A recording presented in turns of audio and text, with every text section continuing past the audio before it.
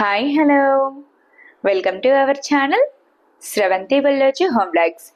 Today special recipe సంవత్సరమంతా నిల్వ ఉండే కమ్మటి టమాటా పచ్చడి రెసిపీని చూపించబోతున్నాను. సాధారణంగా టమాటా ముక్కలను ఉడికించి చట్నీని ప్రిపేర్ చేస్తూ ఉంటాం. అలా కాకుండా పాత పద్ధతిలో అమ్మమ్మలు నానమ్మలు ఎలా అయితే ప్రిపేర్ చేస్తారో అదే పద్ధతిలో చట్నీ తయారీ విధానాన్ని చూపించబోతున్నాను. అంటే టమాటా ముక్కలను ఉడికించకుండా ఎండకు ఆరనిచ్చి టమాటా ముక్కలన్నీ కాస్త క్రిస్పీగా అయిన తర్వాత చట్నీని ప్రిపేర్ చేస్తే సంవత్సర కాలం పాటు చక్కగా నిల్వ ఉంటుంది.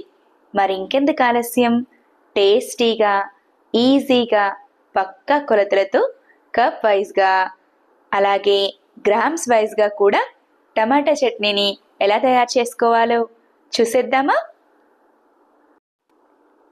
ముందుగా టమాటా పచ్చడి తయారీ కోసం టమాటాలను తీసుకోండి. ఇలా తీసుకున్న టమాటాలను మంచి ఎరుపు రంగులో ఉండే టమాటాలను తీసుకోండి. అలాగే టమాటాల స్కిన్ అనేది అస్సలు మెత్తగా ఉండకూడదు. ఇలా కాస్త గట్టిగా ఉంటేనే చట్నీ టేస్ట్ చాలా బాగుంటుంది. అంతేకాకుండా ఎక్కువ రోజుల పాటు నిల్వ ఉంటుంది. ఏ చట్నీని ప్రిపేర్ చేయాలన్నా ముందుగా టమాటాలను కేజీ వైజ్గా తీసుకోండి. నేను 5 kgs వరకు టమాటాలను తీసుకున్నాను. మీరు మీ ఇష్టాన్ని బట్టి టమాటాల క్వాంటిటీని కాస్త తగ్గించుకొని కూడా తీసుకోవచ్చు. మీకు గ్రామ్స్ వైజ్గా కూడా అర్థమయ్యేలా టమాటాలను నేను మేజర్ చేసి చూపిస్తున్నాను. టమాటాలు పర్ఫెక్ట్గా 5 kgs వరకు ఉన్నాయి. ఇలా టమాటాలను ముందుగానే మేజర్ చేసి తీసుకున్నారంటే కొలతలన్నీ పర్ఫెక్ట్గా కుదురుతాయి. తర్వాత కాస్త వెడల్పుగా ఉన్న బౌల్లోనికి సగం కంటే ఎక్కువగా వాటర్ని తీసుకోండి. ఇలా తీసుకున్న వాటర్లోనికి టమాటాలను ఇలా తీసుకున్న వాటర్లోకి వేసుకొని 2 సార్లు శుభ్రంగా టమాటాలలో కడిగి ఎక్స్ట్రా వాటర్ అంతా పోయేలా, తర్వాత టమాటాలలో ఎక్స్ట్రా వాటర్ అంతా పోయేలా స్ట్రైనర్లో వేసి పెట్టండి. సమ్మర్ సీజన్ వచ్చేసింది కాబట్టి ఇలా పచ్చడిని ప్రిపేర్ చేసి పెట్టుకున్నారంటే సంవత్సర కాలం పాటు ఈజీగా నిల్వ ఉంటుంది. కాబట్టి టమాటాలను కాస్త ఎక్కువ క్వాంటిటీలో తీసుకొని పచ్చడిని ప్రిపేర్ చేసుకోండి. అలాగే టమాటా ముక్కలను ఎండబెట్టి పచ్చడిని ప్రిపేర్ చేస్తున్నాము కాబట్టి టమాటాల క్వాంటిటీని కాస్త ఎక్కువగానే తీసుకోండి. ఇలా స్ట్రైనర్లో వేసి పెట్టిన టమాటాలను నీట్గా ఉన్న పొడి క్లాత్తో తడి మొత్తం పోయేలా నీట్గా తుడిచి మరొక బౌల్లోకి వేసి పెట్టండి. ఇదే విధంగా మిగిలి ఉన్న టమాటాలపై ఉన్న తడి మొత్తం పోయేలా నీట్గా తుడుచుకొని బౌల్లో వేసి పెట్టండి. ఇలా నీట్గా తుడుచుకున్న టమాటాలను ఫ్యాన్ గాలికి కానీ లేదా ఎండలో కానీ 10 నుంచి 20 నిమిషాల పాటు ఆరనివ్వండి. అప్పుడే టమాటాల మీద ఉన్న తడి మొత్తం పోయి చక్కగా డ్రై అయిపోతాయి. నిల్వ పచ్చళ్లను ప్రిపేర్ చేస్తున్నప్పుడు ఏమాత్రం తడి ఉన్నా పచ్చడి పాడైపోతుంది. కాబట్టి జాగ్రత్తగా తడి అనేది లేకుండా ఇలా పొడి పొడిగా టమాటాలు అయ్యేంత వరకు పక్కన పెట్టి తీసుకోండి. టమాటాలు ఇలా చక్కగా పొడిబారిన తర్వాత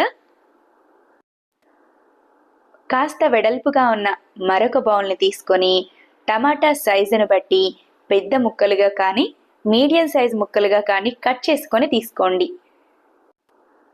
నేను మాత్రం టమాటాలను 4 ముక్కలుగా కట్ చేసుకొని తీసుకుంటున్నాను. ఇదే విధంగా మిగిలి ఉన్న టమాటాలను కూడా కట్ చేసుకొని తీసుకోండి. టమాటా సైజ్ కాస్త పెద్దదిగా అనిపిస్తే 5 ముక్కలుగా కట్ చేసుకొని తీసుకోండి. ఇలా కట్ చేసుకున్న టమాటా ముక్కలన్నీ కాస్త వెడల్పుగా ఉన్న బౌల్లోనికి వేసుకోండి.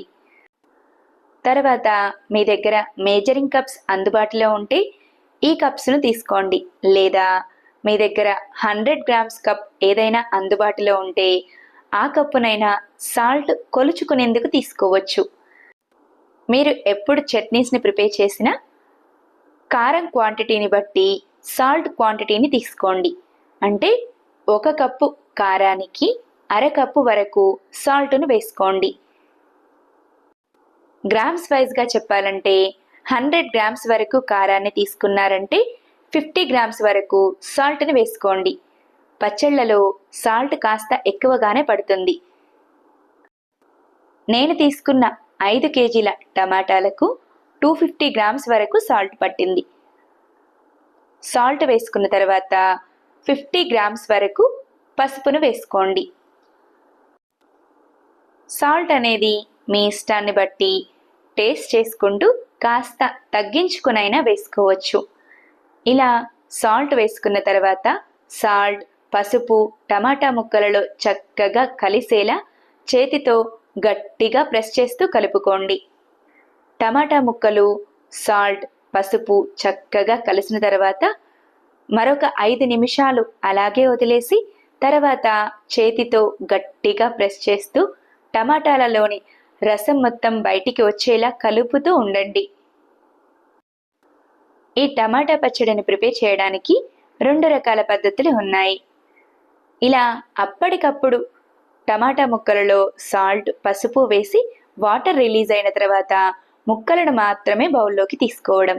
అలా కాకుండా మరొక పద్ధతిలో టమాటా ముక్కలలో సాల్ట్, పసుపు వేసి 1 నుంచి 3 రోజుల పాటు చక్కగా ఊరనిచ్చి ముక్కలను సపరేట్ చేసి ఎండబెట్టి తీసుకుంటారు. ఈ 2 పద్ధతులలో మీకు ఏ పద్ధతి ఈజీగా అనిపిస్తే అదే పద్ధతిలో చట్నీని ప్రిపేర్ చేసుకోవచ్చు. నేను మాత్రం అప్పటికప్పుడే టమాటా ముక్కలన్నింటినీ బౌల్లోకి తీసుకొని ఎండలో ఆరబెట్టి తీసుకుంటున్నాను.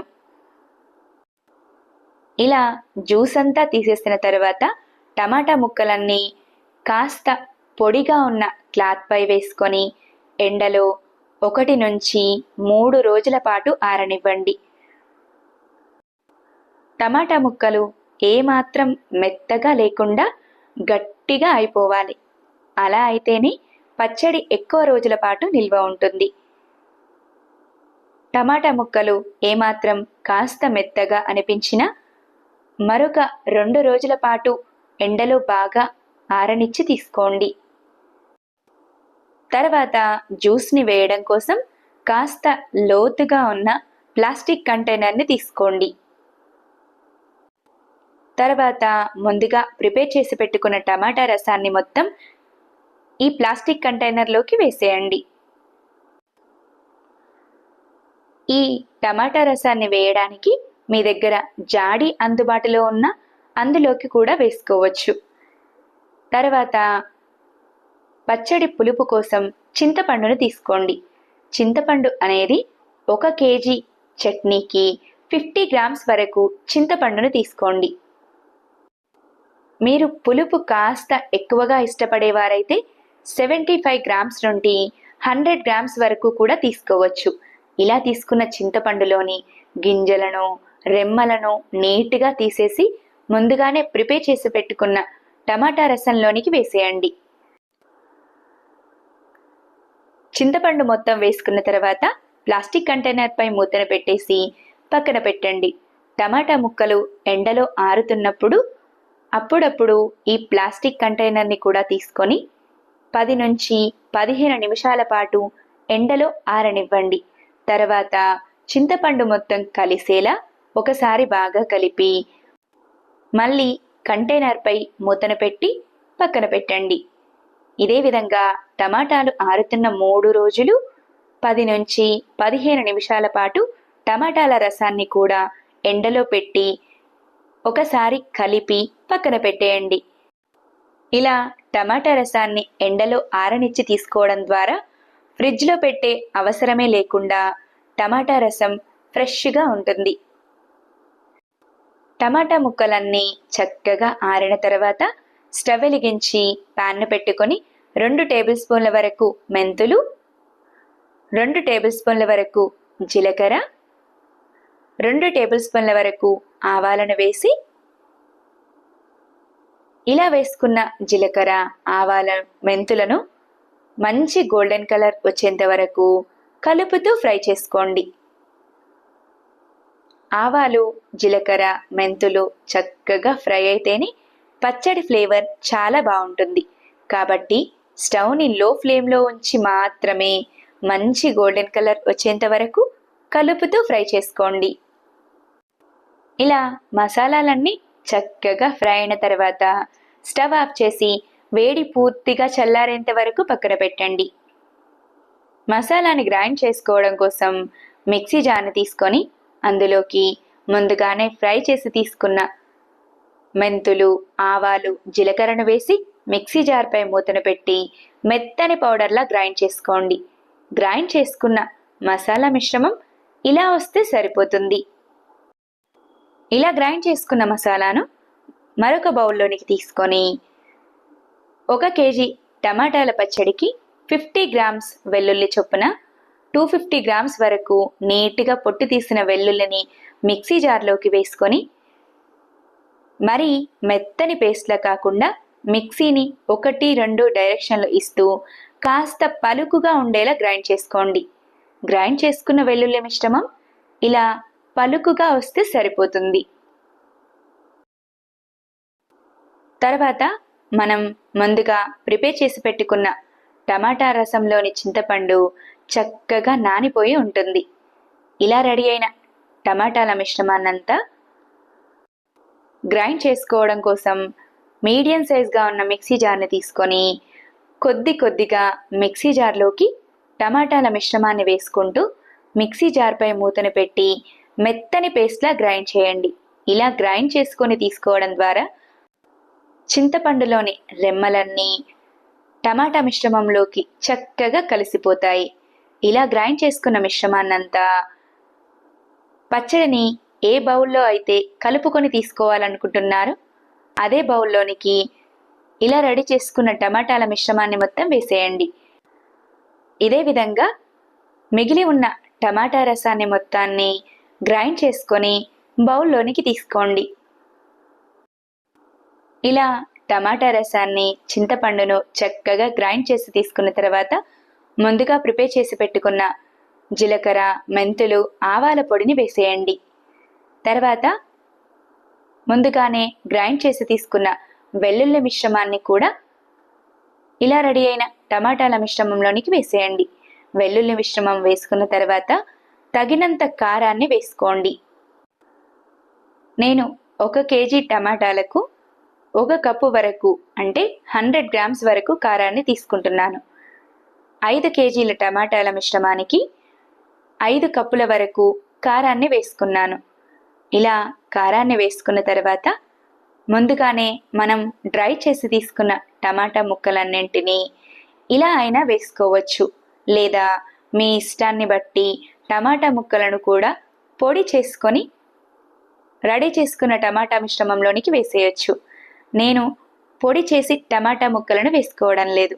ఇలా అక్కడక్కడ పచ్చళ్ళలో ముక్కలు తగులుతూ ఉంటేనే పచ్చడి టేస్ట్ బాగుంటుంది కనుక ఇలానే డైరెక్ట్గా పచ్చడిలోకి వేసుకుంటున్నాను. మీరు మీ ఇష్టాన్ని బట్టి డైరెక్ట్గా కానీ గ్రైండ్ చేసుకొని పొడి రూపంలో కానీ టమాటాల మిశ్రమంలోకి వేసుకోవచ్చు. టమాటాల ముక్కలు మాత్రం నేను చూపించిన విధంగా చక్కగా డ్రై అయిన తర్వాత మాత్రమే పచ్చడిని ప్రిపేర్ చేసుకోండి, లేదంటే పచ్చడి త్వరగా పాడైపోతుంది. కాబట్టి చక్కగా డ్రై అయిన తర్వాత చట్నీని ప్రిపేర్ చేసుకోండి. ఇలా టమాటా ముక్కలన్నీ వేసుకున్న తర్వాత టమాటా ముక్కలు, కారం కలిసేలా బాగా కలుపుకోండి.